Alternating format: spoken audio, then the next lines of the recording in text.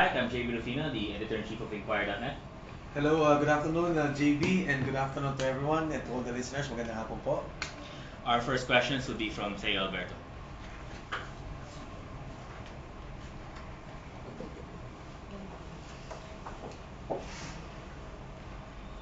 Hi, sir. Hi, good I'm afternoon. Thea Alberto. I'm covering for Cam Karame. My first question is the most usual, but nevertheless worthy to ask. Why are you running for senator? Well, many people ask me that because they know that I'm already now with the executive, with Malacanang as chief of staff.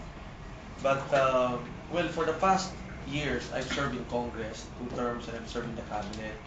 I think it's now time to move on and to serve in the Senate, particularly because the circumstance calls for at least someone to bridge the Senate, someone to work on reconciliation, to push the legislation that we have now pending in the Senate, and of course, in the Senate, you provide also the national leadership in terms of the direction of the country.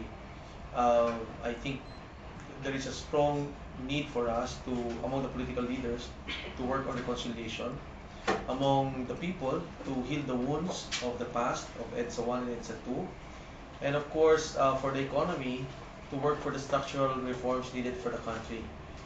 In the past 2004 to 2006, we have passed about 16 laws. Prior to that, from 2001 to 2004, we have passed about 64 laws. But on the average, Congress, on the average, would pass about 150 laws to 200 laws for every 3 years, for every Congress. Now pending in the Senate are about 115 bills, and many of them are very critical bills for the overall development of the country. One of which is, for example, the making agricultural lands, um, making them viable for collateral for the banks. We have more than 13 million hectares of agricultural lands, but none of them can be brought to the banks for collateral purposes because of the existing laws.